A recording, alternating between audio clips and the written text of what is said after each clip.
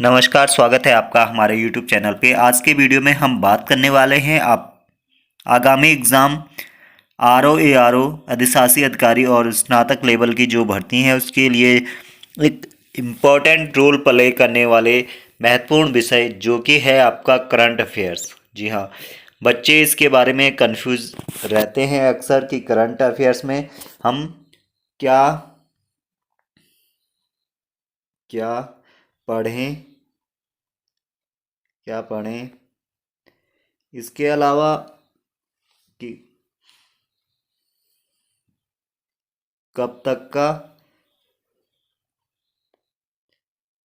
कब तक कब तक का करंट अफेयर्स हमें पढ़ना चाहिए। तो चलिए शुरू करते हैं। जब भी आपका कोई एग्ज़ाम होता है तो उसमें अक्सर 70 से 80% उसमें क्या होता है कि आपका 70 से 80% आपका जो करंट अफेयर पूछा जाता है वो आपका पूछा जाता है 6 से 8 मंथ पहले का। 6 से 8 मंथ पहले का आपका ये करंट अफेयर पूछा जाता है। मान लीजिए कि आपका RO का एग्ज़ाम है। आपका है RO और ARO का एग्ज़ाम अगर आपका दिसंबर में है तो आपको क्या करना पड़ेगा। आपको इस साल के अक्टूबर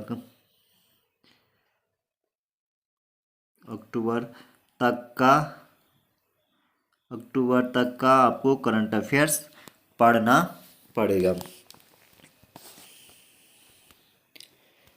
बाकी का आपका जो 20 से 30% आपका करंट अफेयर पूछा जाएगा वो आपका 6 8 महीने से पहले का पूछा जाएगा।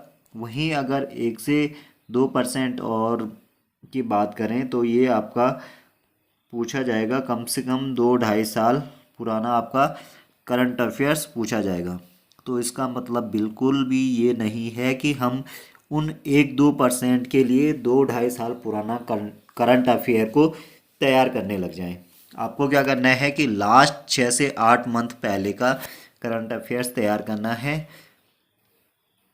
क्या होता है कि कुछ इम्पोर्टेंट मंथ होते हैं जो कि आपके एग्ज़ाम के पॉइंट ऑफ व्यू से महत्वपूर्ण होते हैं, उन्हीं को हम इस वीडियो में देखेंगे। तो चलिए शुरू करते हैं।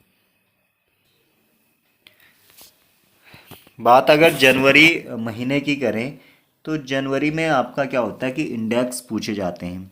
ठीक है, इंडेक्स आपको पूछे जाते हैं कि इसमें कुछ इम्पोर्टेंट इंडेक्स आते हैं जनवरी 2023 करके। आपको क्या करना है, उन इंडेक्स को देखना है और उनको नोट डाउन करना है। ठीक है, और इसके बाद अगर बात फरवरी की करें तो फरवरी में क्या आता है आपका, फरवरी में है आपका बजट आता है और इसके अलावा इकोनॉमिक सर्वे आता है, यानी आपका आर्थिक सर्वे आता है जो कि बहुत इम्पोर्टेंट होता है। आपको यूके और इंडिया का बजट और इकोनॉमिक सर्वे क्या करना है, अच्छे से देख लेना। जो भी आपका यूके का बजट है यानी आपका उत्तराखंड का बजट है और इंडिया का जो बजट है, इंडिया का बजट आपको अच्छे से देख लेना है। इसके अलावा आर्थिक जो भी आपका इकोनॉमिक सर्वे हुए होते हैं उनको भी आपको अच्छे तरीके से देखना होता है। इसके बाद आपको देखना है अप्रैल मंथ को, क्योंकि अप्रैल मंथ से आपका क्या होता है, फाइनेंशियल ईयर स्टार्ट हो जाता है, यानी आपका जो आर्थिक वर्ष है वो अप्रैल मंथ से आपका स्टार्ट हो जाता है। और इसमें क्या होता है कि बहुत सारी न्यू स्कीम होती हैं, नई नई स्कीमें होती हैं और कुछ चेंजेस होते हैं उन स्कीम में, या फिर कोई नई स्कीम चालू होती है। तो ये सब इसमें होते हैं। इसके अलावा बहुत सारी घोषणाएं अप्रैल मंथ में होती हैं और बहुत सारे बदलाव आते हैं और इसके साथ ही कुछ नई स्कीम भी चालू होती है। तो इस हिसाब से आपका अप्रैल मंथ भी आपका इम्पोर्टेंट है। इसमें आपको क्या करना है, न्यू स्कीम चेंजेस और जो भी आपका नई स्कीम लागू हुई है, चाहे आपका यूके के उसमें हो, चाहे आपका इंडिया के परिप्रेक्ष्य में हो, इन दोनों के हिसाब से आपको देख लेना है। इसके अलावा आपको देखना है कि इम्पोर्टेंट अपॉइंटमेंट, जो भी आपके महत्वपूर्ण अपॉइंटमेंट होते हैं, जैसे किसी जज की नियुक्ति होती है, आपका जो राज्यपाल हैं उनकी नियुक्ति होती है, या फिर कुछ और भी महत्वपूर्ण नियुक्तियां होती हैं, उनको देखना होता है आपको उत्तराखंड के परिप्रेक्ष्य में भी और इंडिया के परिप्रेक्ष्य में भी। ये सब आपको देखना होता है, इनको भी नोट डाउन करना होता है, ठीक है। इसके अलावा आपका इम्पोर्टेंट सबमिट आपको देखने हैं। इम्पोर्टेंट सबमिट यानी जो भी महत्वपूर्ण आपके सम्मेलन होते हैं, जैसे G20 का हो गया, ब्रिक्स का हो गया, SCO का हो गया, एशियन का हो गया, ये सब आपके इम्पोर्टेंट सम्मेलन हैं। ये देखने हैं आपने कि इसमें ये कहाँ पर हुए हैं और किसने इनकी अध्यक्षता की है और कौन कौन से इसके सदस्य देश हैं। इसके अलावा आपको देखना है कि इसके अस्थायी सदस्य कौन हैं और ऐसे कौन से सदस्य हैं जो नए बने हैं या फिर जो सदस्य न होते हुए भी उनको सम्मेलन में बुलाया गया है, ठीक है। G20 और SCO और भी महत्वपूर्ण हो जाते हैं क्योंकि इनके सम्मेलन जो हैं इस साल भारत में आयोजित हुए हैं, ठीक है। तो ये आपको देखने हैं, स्पेशली G20 और SCO तो देखना ही देखना है। और इसमें इसके अलावा इसमें आपने देखना है कि इसमें इंडिया की इन्वॉल्वमेंट यानी भारत की क्या इन्वॉल्वमेंट इसमें रही है, ये सब आपको देखना है। इसके अलावा आपको देखना है नीति आयोग की जो रिपोर्ट्स होती हैं, यानी 2023 में जो नीति आयोग की जो भी रिपोर्ट होंगी उन सबको आपको देखना है, ठीक है। और इसके अलावा 2023-24 करके खरीफ की MSP होगी, उसके बारे में भी आपको देखना है। इसके अलावा आपको देखना है UK स्कीम के बारे में और अवार्ड्स के बारे में, जो भी उत्तराखंड में आपकी नई स्कीम स्टार्ट हुई हैं और जो भी उन स्कीम्स के लिए जो भी अवार्ड आपको मिले हैं।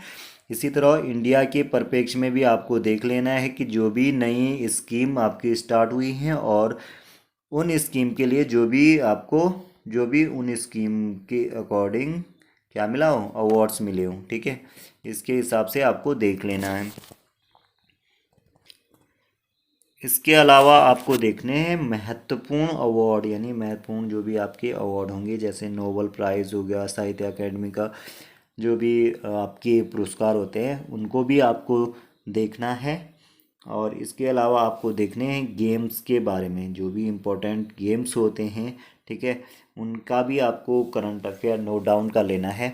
इसके अलावा इसरो बहुत ही ज़्यादा इम्पोर्टेंट रहने वाला है क्योंकि इसरो ने इस साल बहुत सारे नए मिशन लॉन्च किए हैं, ठीक है। तो इस लिहाज से इसरो भी क्या हो जाता है, आपका इम्पोर्टेंट हो जाता है, ठीक है। इसके अलावा आपका इस साल के डेज जो भी आपके डेज एंड थीम्स, यानी जो भी आपके महत्वपूर्ण दिवस मनाए गए हैं और उनकी क्या थीम रही है, ये भी आपको नोट डाउन करना है। इसके अलावा आपको देखना है जो भी कैंपेन, ठीक है, जो भी अभियान इस साल चलाए गए हैं उनको भी आपको देख लेना है अच्छे से। जो भी अभियान आपके चलाए गए हैं उनको भी अच्छे से देख लेना है। इसके अलावा आपको देखना है एनर्जी के, जैसे रिन्यूएबल एनर्जी के बारे में, ठीक है।